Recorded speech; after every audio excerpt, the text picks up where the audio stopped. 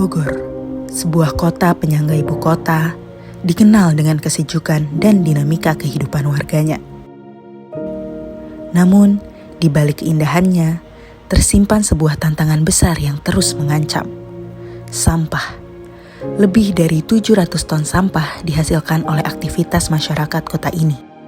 Dan sangat disayangkan, hanya 70% sampah yang mampu diangkut ke tempat pembuangan akhir, berserakan di sungai, menumpuk di sudut-sudut kota, bahkan mencemari lingkungan sekitar. Sistem pengelolaan tradisional yang hanya mengandalkan metode kumpul, angkut, dan buang kini tak lagi cukup.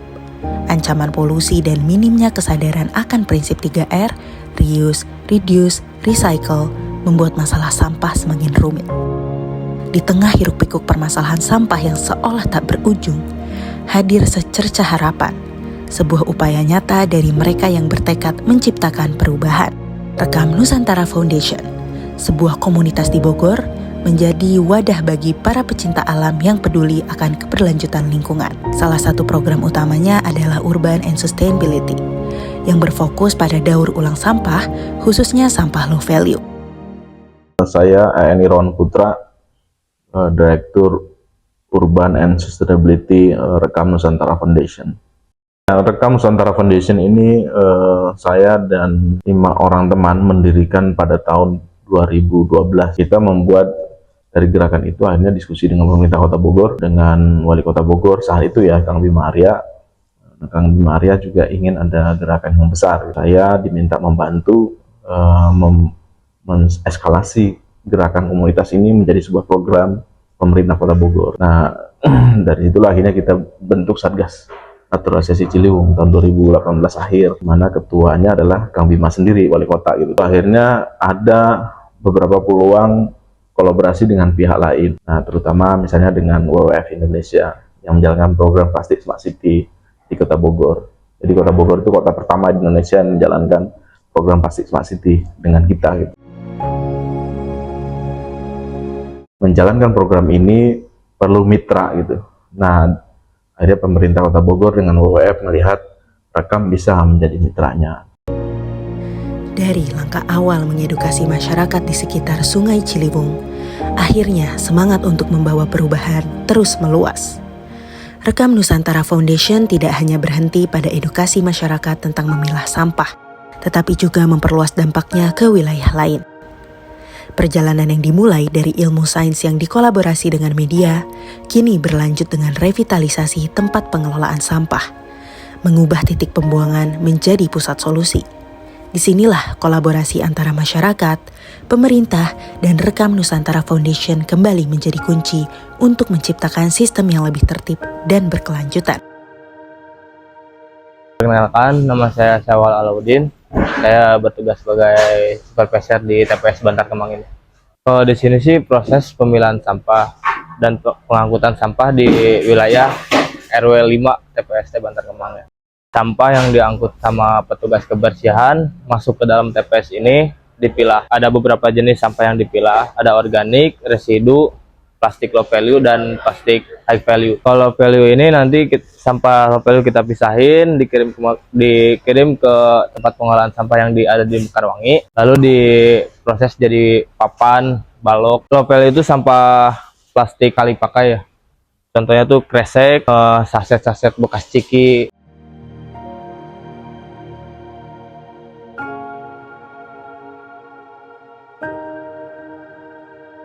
Selamat pagi, nama saya Paul Roji Alfaisin atau Oji.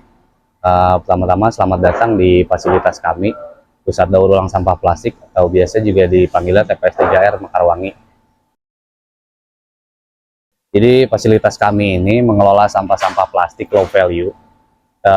Ada beberapa sumber yang masuk ke sini. Jadi sumber pertama adalah dari teman-teman Satgas Ciliwung atau masyarakat Satgas Ciliwung. Jadi teman-teman Satgas Ciliwung itu mengedukasi tiap-tiap RT yang menjadi yang mengalir yang ada di pinggir Sungai Ciliwung Kota Bogor. Jadi ada sekitar 40 RT dampingan Satgas Ciliwung yang kami sebut itu program RT prioritas. Jadi masyarakat didampingi oleh Satgas Ciliwung untuk memilah sampahnya dari rumah. Jadi organik diselesaikan di wilayahnya, lalu yang high value untuk petugas kebersihan, yang residunya dibawa ke Galuga, kemudian sampah plastik low value-nya dibawa ke sini. Di sini kita olah menjadi beberapa produk seperti papan dan kasur.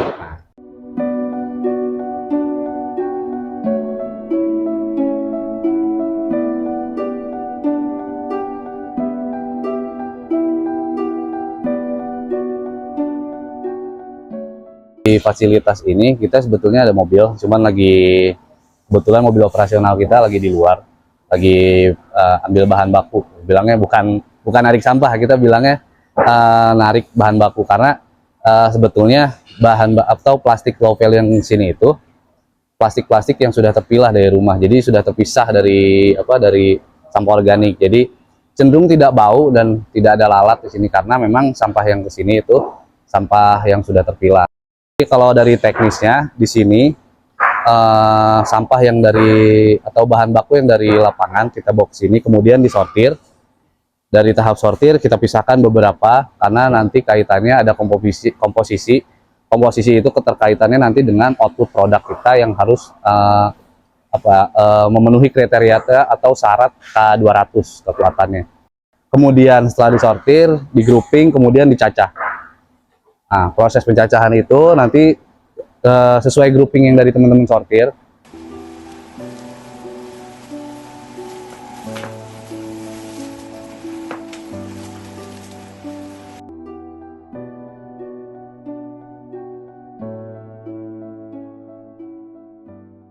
Setelah dicacah, baru kita masuk ke area mixing.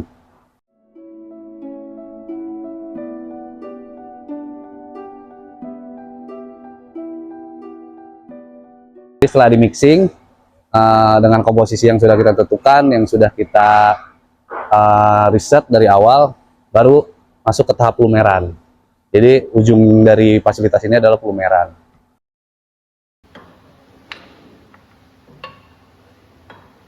Sampah rumah tangga dikumpulkan dan dipilah di TPS 3R Bantar Kemang menjadi 4 kategori: organik, residu, plastik low value, dan plastik high value. Sampah organik adalah sisa makanan atau daun yang bisa diolah menjadi kompos. Sampah residu seperti popok atau plastik berlapis sulit untuk didaur ulang. Plastik low value seperti kantong kresek dan bungkus makanan memiliki nilai ekonomi yang rendah. Sementara plastik high value seperti botol lebih mudah didaur ulang dan bernilai tinggi. Plastik low value kemudian dikirim ke TPS 3R Mekarwangi, di mana sampah tersebut diolah menjadi barang-barang bermanfaat seperti paving block, kursi kaso, atau produk lainnya. Setibanya di sini, plastik akan melalui beberapa tahap. Pertama, plastik disortir untuk memisahkan jenis-jenis yang sesuai. Selanjutnya, dilakukan grouping, yaitu pengelompokan plastik berdasarkan bahan atau kualitasnya. Setelah itu, plastik yang sudah dikelompokkan dicacah menjadi potongan kecil. Potongan ini kemudian masuk ke tahap mixing, di mana bahan plastik dicampur agar merata. Proses terakhir adalah pelumeran, di mana plastik dilelehkan dan dicetak menjadi barang baru yang lebih berguna.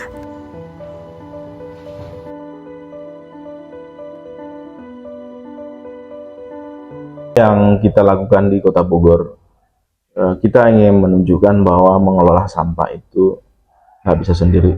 Mengelola sampah itu harus sama-sama, harus kolaborasi, harus semua terlibat, dan semua harus bertanggung jawab.